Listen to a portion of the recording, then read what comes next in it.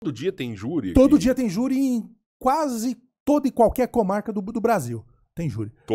Todas as comarcas, todo dia tem júri. Quase todo dia tem júri. Que isso, cara, é muito Nós temos praticamente 500 mil homicídios no planeta, por ano. Quase 10% disso está no Brasil. Caraca. Quase 10% disso está no Brasil. 10% do mundo está no Brasil. Pô, que mata pra caramba. Mata muito. Mata muito. É um dos países mais, em números absolutos, é um dos países mais violentos do planeta. Pega da década de 80 até 2010, mais de 1 milhão de pessoas morreram no Brasil assassinadas. Mais de 1 milhão de pessoas. Nós estamos falando, meus amigos, nós estamos falando de um genocídio. Nós estamos falando da guerra da Síria, que morreram 200 mil. No Brasil morreram mais de 1 milhão nesse período de 1980 até 2010. Mais de 1 milhão de pessoas no Brasil assassinadas. É um genocídio que nós estamos vivendo e não estamos percebendo. Porque as pessoas não dizem. É a realidade que está na nossa frente e a pessoa parece que não enxerga. É como o Nelson Rodrigues falava que só o profeta enxerga o óbvio, né? E está na hora de surgir um profeta para enxergar o óbvio. Nós estamos vivendo no Brasil um genocídio. 1 milhão de pessoas no Brasil mortas. Cara, assim... Nossa. É a lei que tá falhando? É a personalidade do brasileiro? Qual que é essa motivação? Você consegue mapear? Você tem alguma informação de por que a gente faz tanto? Acho que a gente prende muito, só que a gente prende mal aqui no Brasil. Olha, tem um livro que eu li, do Steven Pinker, é um grande psicólogo canadense. Ele escreveu um livro chamado Anjos Bons da Natureza. E a tese dele é que no mundo, depois que foi organizado o Estado, a polícia, a justiça, sem ser o caos, uma organização social forte, a quantidade de crimes no mundo violentos começou a reduzir. Porque as pessoas tinham uma certa certeza que iria ter investigação, uma acusação, uma condenação. Iriam pagar por isso, o Estado iria responsabilizar.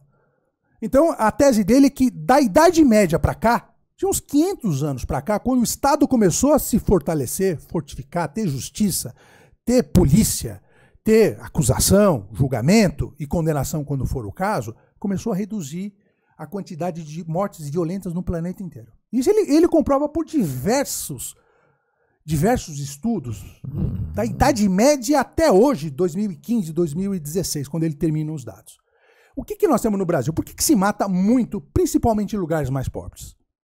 Você não tem estrutura de Estado montada. Impunidade. Você não tem estrutura de Estado montada. Você tem um lugar caótico. Ou é o crime organizado que predomina, ou é um lugar caótico, é a lei de um contra do outro. O homem que é o lobo do homem. A guerra de todos contra todos. Não tem limite, não tem a certeza que se for cometido um crime contra a vida, aquela pessoa vai efetivamente pagar. Isso estimula. A impunidade estimula o crime, sem dúvida alguma. Ela estimula. Você já foi ameaçado em decorrência de algum caso? Que você... Já. Algumas vezes, já tive até que usar colete à prova de bala e tal, em razão de alguns casos específicos em que eu atuei. Cara, mas colete à prova de bala e a sua família? Você avisa, toma os devidos cuidados, andei com escolta num certo período de tempo, mas é uma coisa que quem atua no júri, de fato, tem que saber que pode, não é o corriqueiro, não é o que sempre acontece, mas pode eventualmente acontecer sim. E a pessoa tem que estar preparada. Tem que estar preparada. Aliás, o trabalhar no júri exige muito de desgaste emocional. Tem um desgaste emocional, espiritual muito grande. É difícil separar. Realmente. E carrega-se um peso literalmente, o peso de um cadáver, o peso de uma família da vítima sob os ombros. É uma coisa pesada na alma, de fato. Mas é uma causa que vale a pena. É uma causa que vale a pena. Você tem a oportunidade de conversar diretamente com o povo, dialogar com o povo, de exercer diretamente a democracia. É uma coisa que tem um preço que se paga, mas é um preço que vale a pena pagar, porque está se fazendo o seu papel para que o Brasil seja um pouquinho menos violento. A recompensa é maior. A recompensa, sem dúvida, muito maior que o desgaste pessoal. Mas você deve pensar, tipo, você tem um projeto, tipo, vou parar em algum momento.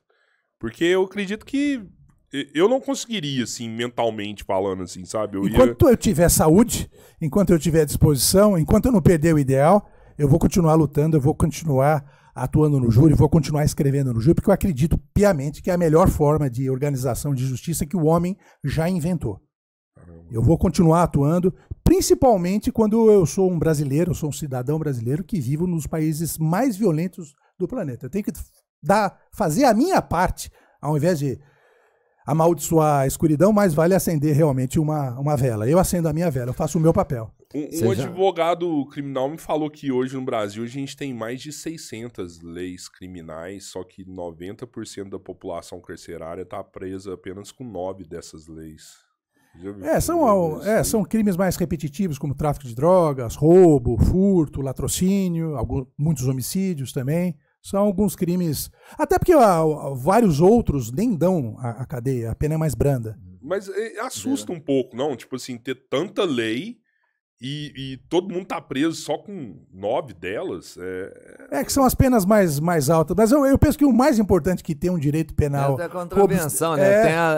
Tem a lei crime, de contravenção, mas não é. São os. Ela não vai prender, não, né? Não, só não um mesmo. ajustezinho ali. É isso mesmo. Mas o que você pensa de importância que você falar aí?